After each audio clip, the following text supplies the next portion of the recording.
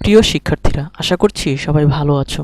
Learn with মনিরের আরও একটি নতুন ভিডিওতে তোমাদের স্বাগতম।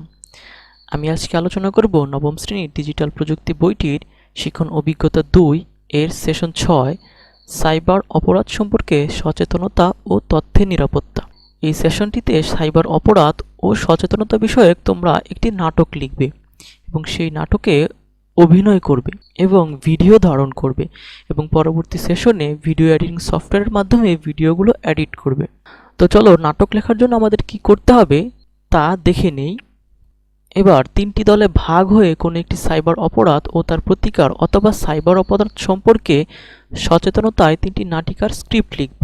আমরা নাটিকার স্ক্রিপ্টটি এমনভাবে লিখব যাতে সেটি 5 থেকে 7 মিনিটের মধ্যে প্রদর্শন করা যায়। প্রতি দলের আবার কাজ ভাগ করা থাকবে, কারা নাটিকাটি পরিচালনা করবে, কারা লিখবে, কারা অভিনয় করবে ইত্যাদি। প্রথমে আমরা নিচের বাক্সে আমাদের দলের নাম, দলের সদস্যের নাম এবং নাটিকার নামটি লিখে ফেলি। তো এখানে তোমাদের নাটিকার নাম, দলের নাম, সদস্যের নাম লিখতে বলা হচ্ছে এবং পরবর্তী পৃষ্ঠায় নাটিকার গল্পটি এখানে লিখবে। তারপরে নাটিকার চরিত্রসমূহ এখানে লিখবে। তারপর দৃশ্য, এখানে তোমাদের নাটকটি কিভাবে দৃশ্যায়ন হবে সে বিষয়টি লিখতে হবে। আমি তোমাদের জন্য একটি নাটক লিখেছি, তো তোমরা এটি অভিনয় করে দেখতে পারো। তো চলো নাটকটি কীরকম সেটি একটু দেখে আসি। অভিজ্ঞতা 2 সেশন 6 সাইবার অপরাধ সম্পর্কে সচেতনতা ও তথ্যের নিরাপত্তা নাটিকা। আমি নাটিকাটির নাম দিয়েছি ডিপ ফেক প্রযুক্তির ভয়াবহতা ও এর প্রতিকার। দলের নাম বকুল, তোমরা তোমাদের দলের নাম লিখবে। সদস্যের নাম সিয়াম, শিমুল, রাজু, মিতু, পিনা, শ্রাবণী, মিতালি, শফিক। তোমাদের যদি আরও দলের সদস্য বেশি থাকে তোমরা সেগুলো লিখে নেবে। তো নাটিকার গল্প, আমি যে নাটিকাটি লিখেছি তার গল্পটা এরকম। নবম শ্রেণীর ছাত্রী মিতু 3 মাস হলো একটি ফেসবুক অ্যাকাউন্ট খুলেছে। সে তার দৈনন্দিন জীবনের অনেক কিছুই ফেসবুকে শেয়ার করে। ফেসবুকে ছবি শেয়ার করা তার একটি শখে পরিণত হয়েছে। কিন্তু 2 দিন যাবৎ মিতুকে বেশ মনমরা দেখাচ্ছে এবং মনে হচ্ছে কিছু একটা নিয়ে সে বেশ চিন্তিত। টিফিন পিরিয়ডে তার সবচেয়ে কাছের বান্ধবী মিনা ও শ্রাবণী তাকে এই বিষয়ে জানতে চাইলে সে জানায় ফেসবুকে একটি ছেলে তাকে বিরক্ত করত। 2 দিন আগে সে মিতুকে একটি ভিডিও পাঠায়।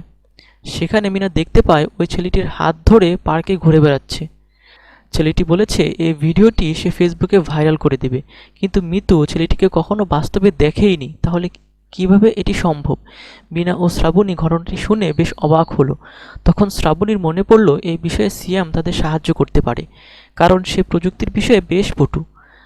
তারপর সিয়াম ঘটনাটি শুনে জানায় এই ভিডিওটি একটি এআই প্রযুক্তির মাধ্যমে তৈরি করা। ফেসবুক হতে ছবি সংগ্রহ করে ছেলেটি এই ভিডিও তৈরি করেছে। এ নিয়ে চিন্তার কিছু নেই এবং এর সমাধান জানায়। এভাবেই ঘটনাটি এগিয়ে যায়। তো আমি ঘটনাটি একদম ছোট করে এখানে লিখেছি। নাটিকার চরিত্রসমূহ: মিতু মূল চরিত্র, মিনা বান্ধবী 1, শ্রাবণী বান্ধবী 2, সিয়াম বন্ধু, শিমুল বখাটে ছেলে, শাহানা শিক্ষিকা, শফিক পুলিশ অফিসার।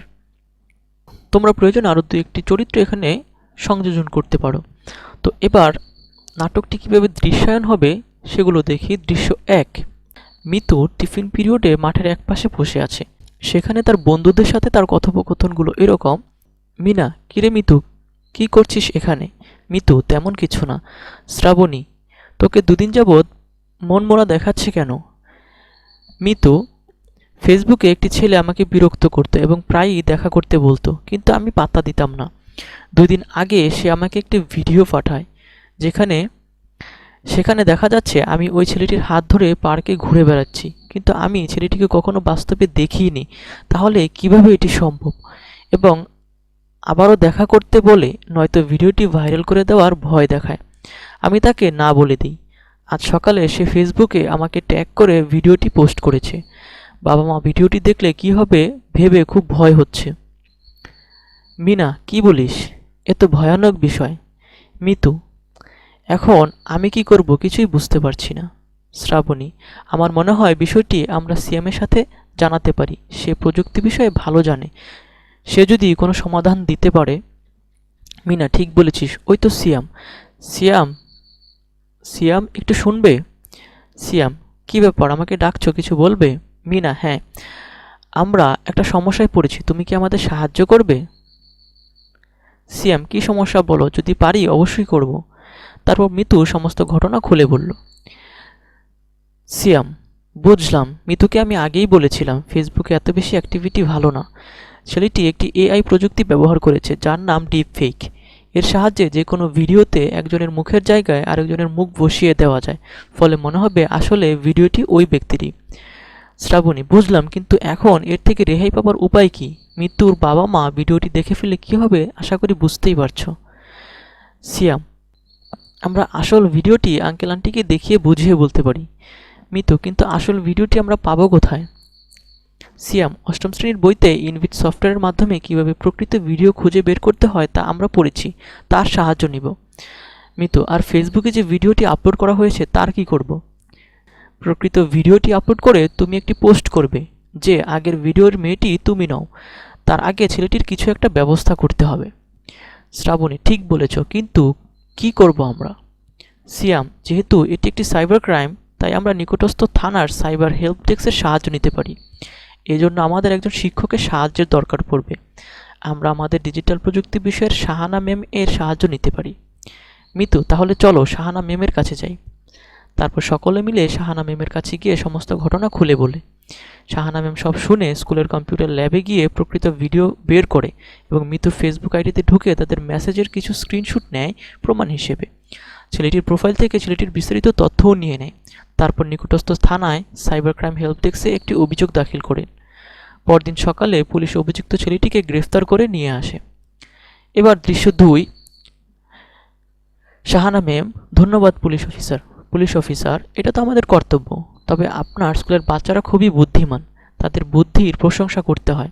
কেননা আমরা প্রায় সময়ই দেখি এই পরিস্থিতিতে মেয়েরা ভুল সিদ্ধান্ত নেয়, এমনকি তারা আত্মহত্যার পথও বেছে নেয়।